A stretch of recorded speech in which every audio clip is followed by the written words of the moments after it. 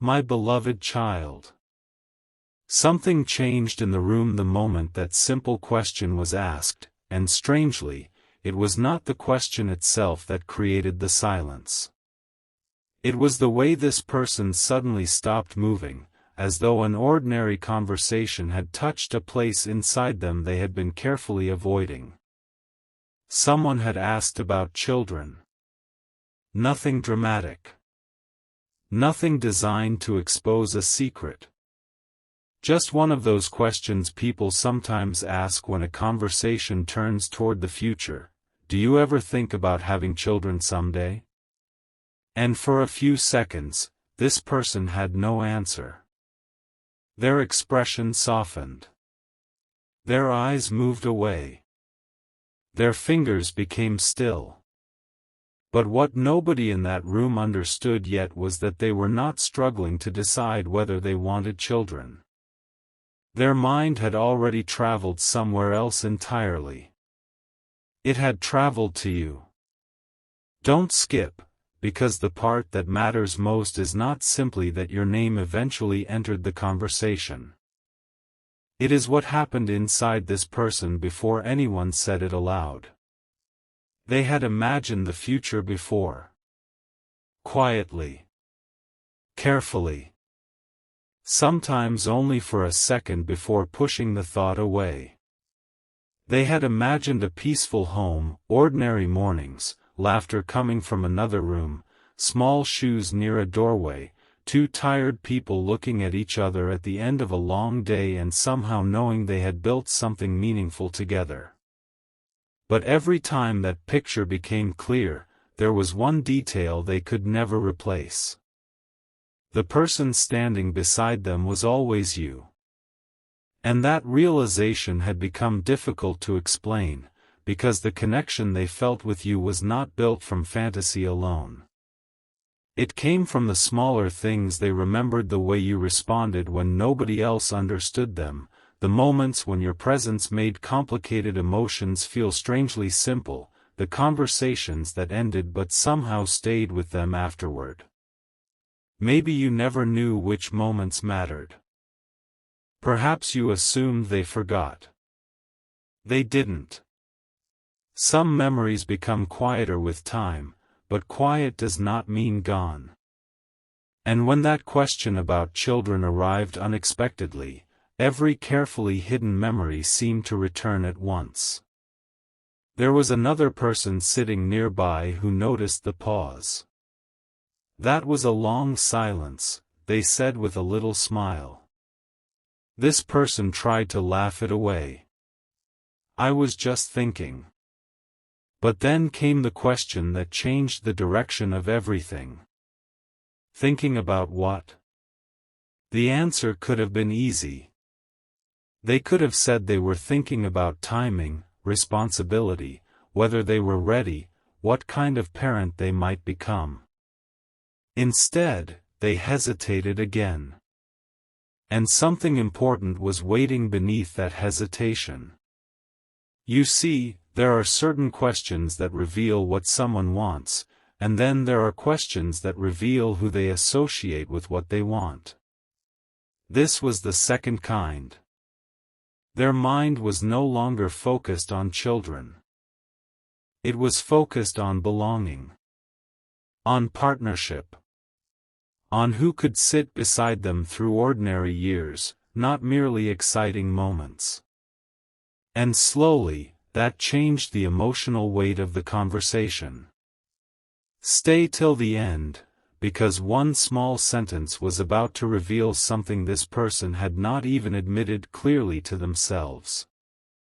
The person across from them leaned closer and asked, "When you picture that life, is there someone there with you?" Suddenly the room felt smaller. This person looked down for a moment. And instead of immediately answering, they smiled, not the wide smile someone gives when they are trying to impress people, but the kind that arrives without permission when one particular memory crosses the mind. Someone noticed. "There is someone," they said. This person shook their head lightly, almost embarrassed by how obvious they had become. It's complicated. But complicated was not the same as meaningless. In fact, sometimes complicated simply means the feeling reached deeper than the circumstances knew how to handle. And that was exactly what had happened here. They had spent so much time trying to understand the connection logically that they had overlooked what their imagination had already been telling them. When they pictured excitement, many possibilities appeared. When they pictured success, different faces appeared. When they pictured adventure, the future remained open. But when they pictured home, you appeared. That difference mattered. And maybe there is something strangely comforting about knowing this. Sometimes a person realizes how deeply someone matters not during a dramatic reunion, not during a perfect romantic moment, but while answering an ordinary question on an ordinary day. Something important is waiting for you, because the conversation did not stop there. Someone asked what this person wanted their future family to feel like. Notice the wording, not what it should look like, but what it should feel like. That question surprised them even more. Their answer came slowly. Peaceful, they said. Then after a pause, safe enough that nobody has to pretend. Those words changed the atmosphere. They continued, almost forgetting that other people were listening. I think I'd want a home where people can be themselves. Where you can have a terrible day and still know you're loved when you walk through the door. Where nobody is keeping score. And suddenly, someone who knew more about your history with this person looked at them differently. Because those words sounded familiar. They sounded like the way this person had described you before without realizing it. There had been a moment months earlier when they had said, almost casually, with them, I never felt like I had to perform. At the time, nobody had questioned it. Now that sentence returned with completely different meaning. The person beside them remembered it. Wait, they said. You said something like that about. And then your name was spoken. Just once. Calmly. Almost accidentally. Yet the reaction was immediate. This person froze. Not because hearing your name was painful. Not because they wanted to escape the conversation. They froze because somebody else had connected the dots they had been trying not to connect. The future they were describing and the person they had once described were beginning to overlap. And for a heartbeat, there was nowhere to hide from that realization. Imagine that quiet moment. Nobody demanding anything. Nobody forcing a confession.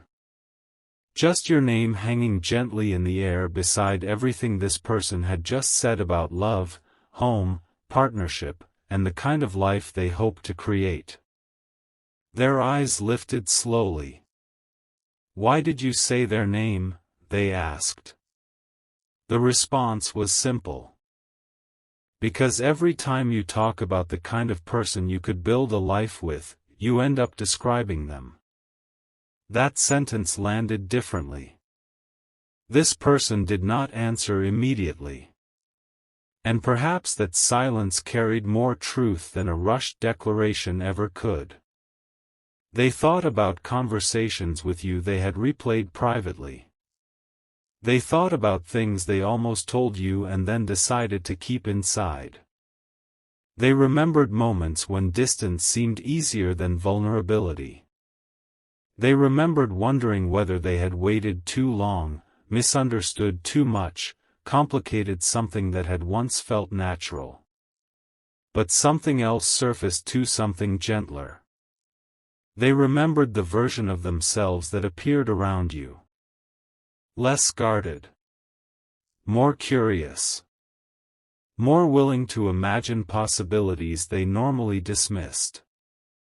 This was not about believing another person could complete their life. It was about recognizing that certain relationships invite parts of us forward that we actually like becoming. And this person was beginning to understand that you had done that for them. The conversation softened. Nobody teased them anymore. Someone asked, "Have you ever told them any of this?"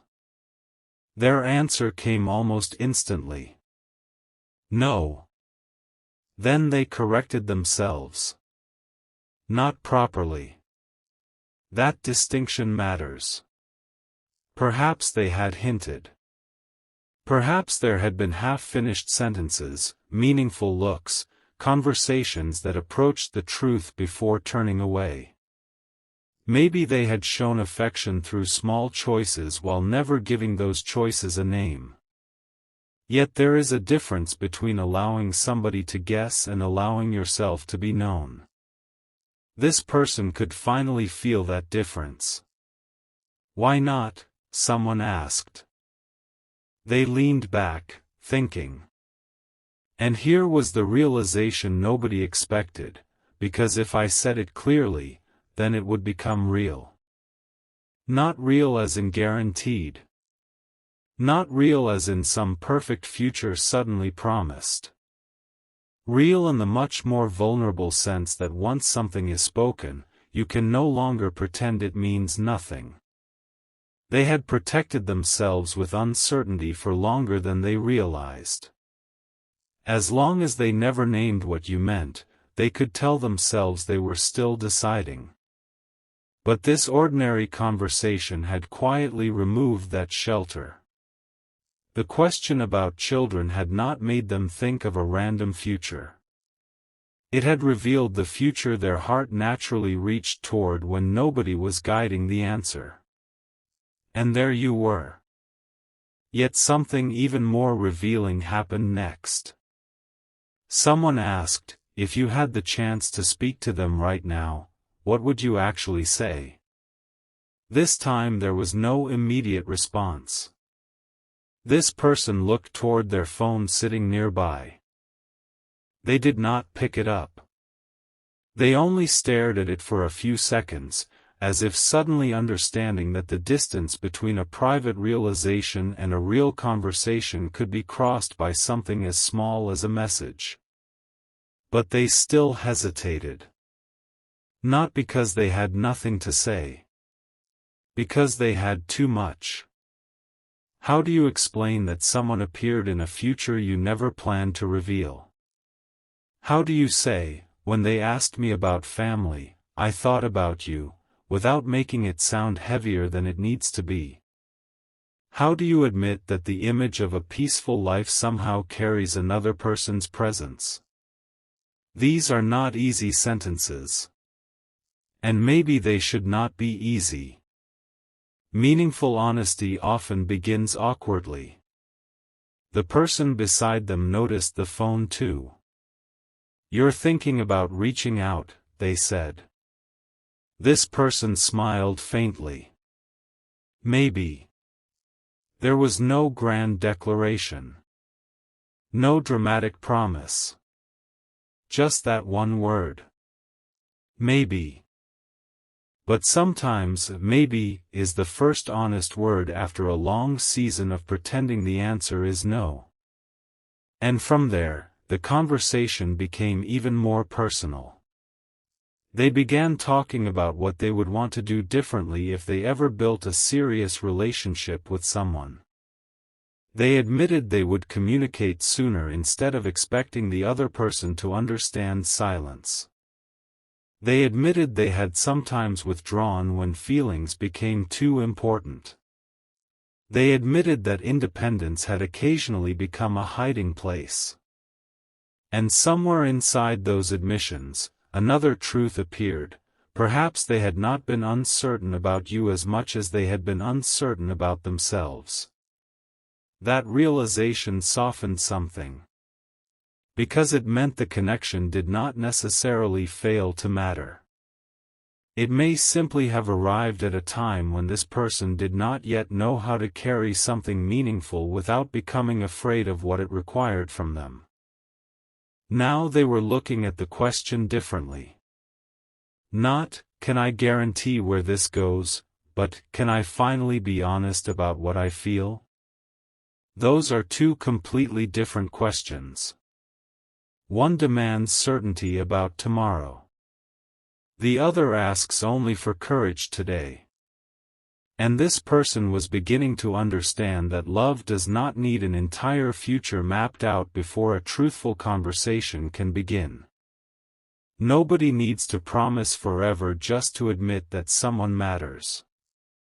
Nobody needs to know every answer before saying, I've been thinking about you differently than I admitted. Something shifted in their posture when they realized this. The tension in their shoulders eased. They looked again toward the phone. But still, they did not touch it. Not yet. Because another memory had surfaced, one involving you, one they had almost forgotten, and strangely, it was not romantic at all. It was a moment when you had spoken about the future in your own quiet way. Maybe you were discussing family. Maybe responsibility. Maybe the kind of life you hope to create someday. At the time, this person listened without showing how deeply your words affected them. But now they remembered one particular thing you had said about wanting love to feel steady rather than impressive. That memory caught them completely off guard. Because only minutes earlier, without remembering your words consciously, they had described almost the same thing. Peace. Honesty. A home where nobody needed to pretend.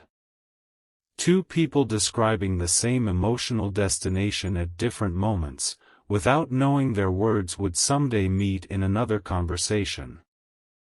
And that was when this person finally whispered something that made everyone around them become quiet again. Maybe that's why their name keeps coming back. Nobody answered for a moment. There was nothing to add. The sentence was not a confession of certainty. It was more valuable than that. It was recognition. Recognition that some people remain in our thoughts because something unresolved still deserves understanding. Recognition that imagining a future can reveal what everyday distractions hide.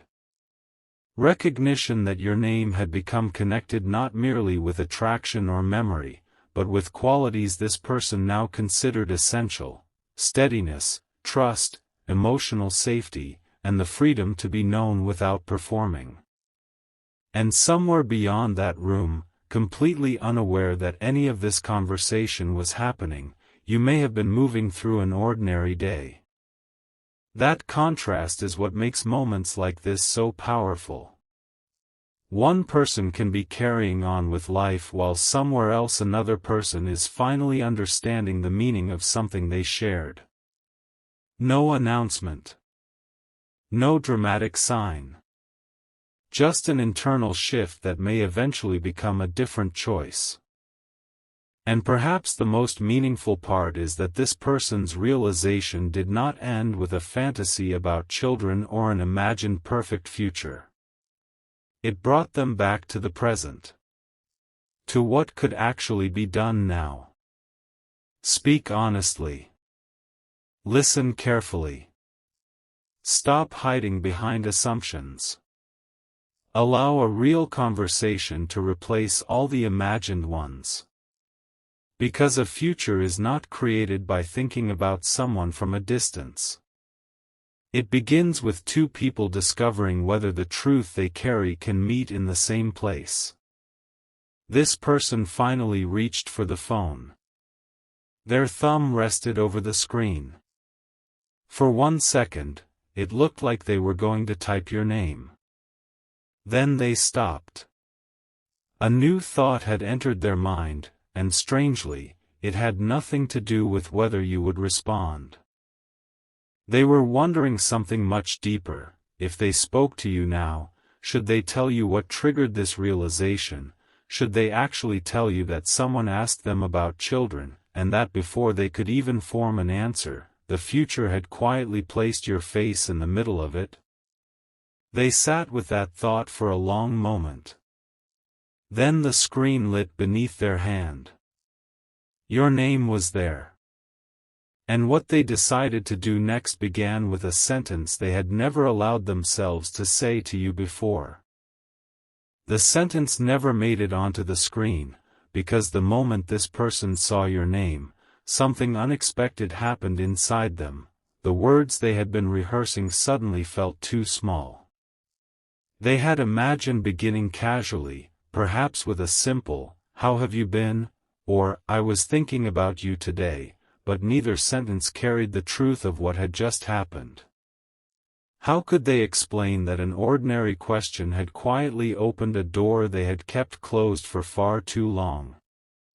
How could they tell you that when someone asked them about children, their mind did not first reach for plans, timelines, or practical answers? It reached for a feeling, and that feeling somehow carried your presence. So they locked the phone again. Not because they had changed their mind, but because for the first time they understood that if they reached out, they did not want to hide behind another incomplete conversation. And this is where the story became more revealing than anyone around them expected. One person in the room noticed the hesitation and said gently, "You don't have to send anything right now." This person nodded, but then answered with something that surprised even them. "I know. I just don't want to keep pretending I haven't thought about this." That was the first real admission. Not about children. Not even about the future. About you. About the fact that your place in their thoughts had never been as temporary as they had tried to make it seem. Don't skip, because what surfaced next changed the meaning of their silence completely. Someone asked them when they first began imagining you as part of a serious future. At first, this person said they did not know. But then their expression shifted, because they did know. There had been a moment. A quiet one. Nothing dramatic enough to become a story people would normally remember. You had been talking about something ordinary, perhaps responsibility, family, patience, or the kind of life you wanted years from now, and this person had watched you speak with a calmness that stayed with them. You were not trying to impress them. You were simply being yourself. And somewhere in that ordinary moment, a thought had crossed their mind: I could trust this person with something real. They had dismissed it immediately. Maybe the timing felt wrong. Maybe the connection already carried too much uncertainty. Maybe they were frightened by how natural the thought felt. But now, sitting in this room after your name had unexpectedly entered a conversation about children, they remembered that exact moment with startling clarity. That was when, they said quietly. Someone asked, "When what?" This person took a breath. When I stopped seeing them as just someone I cared about and started wondering what life would actually feel like with them. No one interrupted. There are certain sentences that do not need dramatic reactions because their meaning settles slowly. This was one of them. And what made it even more powerful was that this person did not describe some perfect version of you.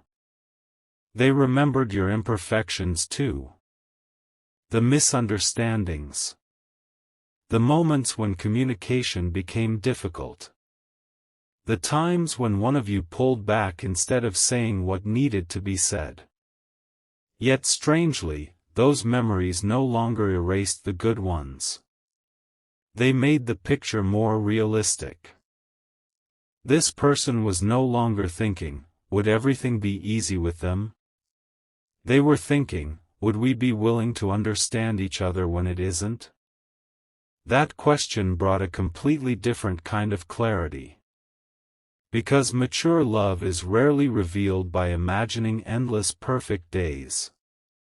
Sometimes it is revealed by asking who you would still want beside you when the day is ordinary, when both people are tired, when patience matters more than excitement, when nobody is performing for anyone. And once again, their thoughts return to you. Stay till the end, because one detail from the earlier conversation had begun bothering this person in the best possible way. The person who had spoken your name had said, every time you describe the future you want, you describe them. At first, this person assumed it was an exaggeration. But now they began replaying older conversations. They remembered talking about wanting someone who could laugh at simple things. You did that. They remembered saying they needed someone who could disagree without turning everything into a battle. You had tried to do that, even when emotions were complicated. They remembered wanting someone who respected space but did not disappear emotionally. There had been moments when you gave them exactly that. They remembered saying they wanted a relationship where both people could grow instead of constantly proving who was right. And suddenly, the pattern became impossible to ignore. They had spent months constructing a description of the person they hoped to build with someday, while unknowingly borrowing pieces of that description from experiences they had already shared with you. That realization did not make them rush toward the phone. It made them quieter.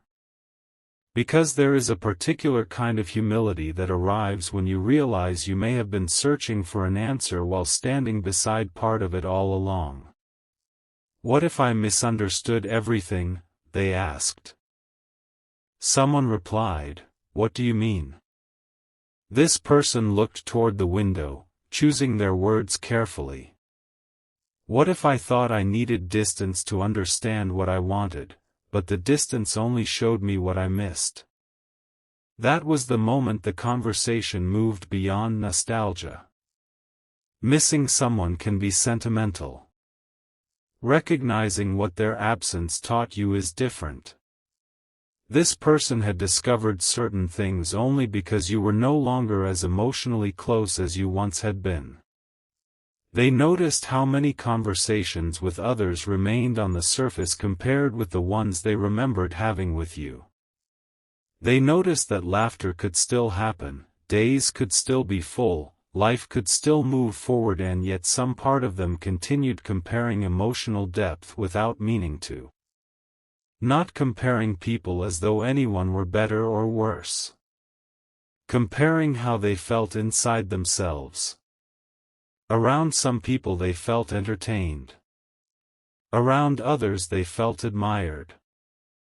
Around you, at your best together, they had felt understood. That difference had taken time to recognize. And now the question about children had somehow condensed all of that into one brief image of the future. Something important is waiting for you, because this person then revealed a fear they had never said aloud. What if they don't see me that way anymore? The room became gentle again. Nobody offered false reassurance.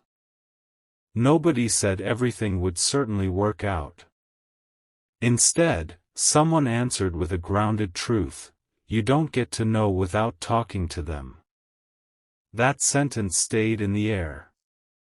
It removed the fantasy and returned this person to reality.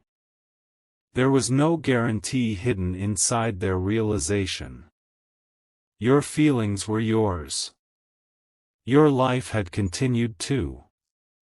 Perhaps you had changed. Perhaps your boundaries were different now. Perhaps you had questions of your own. And strangely, accepting that made this person feel calmer rather than more afraid. Because honesty was no longer about getting a specific outcome. It was about finally treating the connection with enough respect to stop guessing. They looked down at the phone again. This time, they unlocked it. Your conversation appeared. There were old messages there, some warm, some ordinary, some carrying meanings that seemed much clearer now. They scrolled slowly, not searching for evidence that you still cared, but remembering how naturally the two of you once communicated when neither was trying to protect themselves. Then they stopped at one particular message. It was something you had written a long time ago, probably without realizing how memorable it would become. You had said that you never wanted anyone to choose you because they were lonely, you wanted to be chosen because they truly understood what they were choosing. This person read it twice. Then a third time. And suddenly, they understood why reaching out impulsively would feel wrong. You deserved more than an emotional message sent simply because one conversation had stirred old feelings. If they came toward you, they wanted to come with clarity. Not perfection, but clarity. That meant asking themselves difficult questions first. Were they thinking about you because the idea of family had made them sentimental, or because your qualities genuinely matched the life they now wanted? Were they missing a memory, or were they recognizing the person behind the memory? Were they prepared to communicate differently this time, or did they simply want the comfort of knowing you were still there? Those questions mattered. And instead of running from them, this person stayed with them. This is where something inside them matured. For perhaps the first time, they stopped asking what you could give them and started asking what they could bring into your life. Could they offer consistency? Could they listen without disappearing when conversations became uncomfortable? Could they speak before silence turned into misunderstanding? Could they respect your pace if your heart needed time? Could they allow you to be exactly where you were instead of expecting you to immediately match what they had just realized? These were not romantic questions, but they were loving ones. And that made all the difference. Someone nearby noticed how serious they had become and asked, "What are you thinking now?" This person answered, that I don't want to tell them I pictured a future unless I'm willing to show up differently in the present. That sentence transformed everything. Suddenly the conversation about children was no longer about some distant imagined life. It was teaching this person something about today. Futures are built from repeated ordinary behavior. Trust is not created by one emotional confession. It grows through consistency. A peaceful home begins long before there is a home. It begins in how two people communicate when they are uncertain, how they apologize, how they keep promises, how they allow each other room to breathe without turning space into punishment.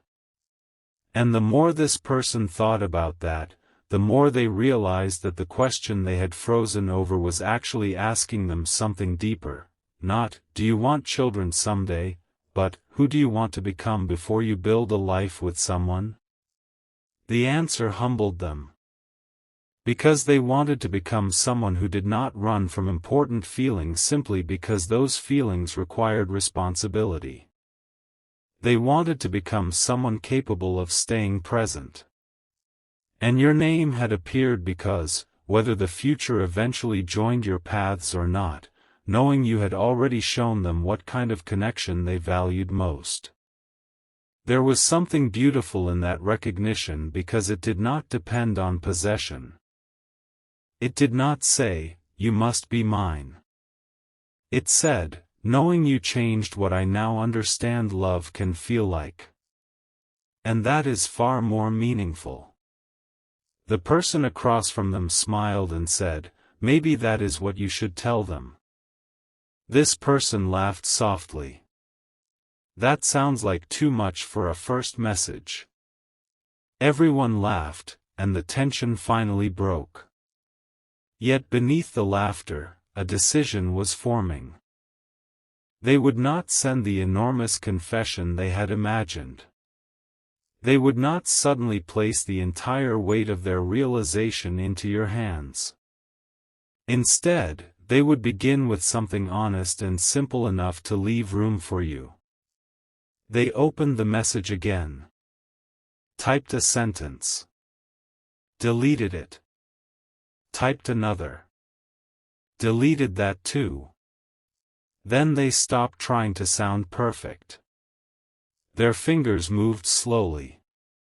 Something happened today that made me think about you differently. They stared at the words. Too mysterious. Delete. Another attempt. I had a conversation today, and your name came up. Better, but still incomplete. Delete. Then they smiled because they realized something almost funny. This person who had spent so long avoiding emotional honesty was now struggling because they wanted to be too honest all at once. So they chose simplicity. I thought about you today. Not casually. I think there's something I should finally talk to you about when you're comfortable. They read it. Their thumb hovered above send. And then, they did not send it. Not yet. Because another person in the room suddenly asked a question that changed everything again. If they answered you tonight, what is the one thing you would need them to understand? This person lowered the phone. No hesitation this time. That they were never just a memory to me. The answer came so quickly that it surprised everyone, including them. They continued, voice softer now. Even when I tried to move forward, something about what we had kept teaching me what I wanted. I just didn't know that was what was happening. That was the real confession. Not, I've been waiting forever. Not, everything was always obvious. The truth was more human. They had needed time to understand what the connection had meant. Sometimes we understand people while they are close to us. Sometimes understanding arrives afterward, when life gives us enough contrast to recognize what was rare. And this person had finally reached that place. Then someone asked the question they had been avoiding since your name first came up. So when you froze after we asked about children, what exactly did you picture? This time, they did not laugh. They did not change the subject. They closed their eyes briefly, as though looking again at that private image. Nothing huge, they said. That's the strange part. Everyone waited. It was morning. There was noise in the kitchen. Someone was laughing. I couldn't even see everything clearly. Their expression softened. But they were there. No one had to ask who they meant. They meant you. And notice what made the image powerful. It was not some perfect cinematic scene. It was ordinary. That was exactly why it mattered. This person was not imagining you as an escape from real life. They were imagining you inside real life. Messy mornings. Small routines. Shared responsibilities. Laughter when plans went wrong. Quiet evenings where nobody needed to fill every silence. The beauty was not in perfection. It was in familiarity. And perhaps that was why the image had frightened them for 1 second before comforting them. Because attraction can be exciting, but imagining someone inside the ordinary architecture of your life reveals another layer entirely. The conversation had begun with children, but the children in that imagined scene were almost beside the point. The deeper image was partnership. Two people creating something that felt emotionally safe enough for a family, however that family might eventually look. And your face had appeared naturally beside theirs. Still, this person remained grounded. They knew an imagined scene was not a promise. It was information. A clue about what their heart associated with security and belonging. And instead of treating that clue like destiny, they decided to treat it like an invitation to honesty. This difference mattered because they were no longer waiting for some perfect sign. They were becoming willing to have a real conversation, where you could answer freely, where both of you could learn what remained between you now, not months ago, not inside memory, but now. Their thumb returned to the message. They edited it one final time. This time there were no dramatic words. No promises about forever. No pressure. Just a doorway. They typed, "Your name came up in a conversation today, and it made me realize there are things I never explained properly. I'd like to talk whenever it feels right for you." They stared at it. The entire room seemed to disappear from their awareness. Then they pressed send. The message left the screen. For a moment, nothing happened.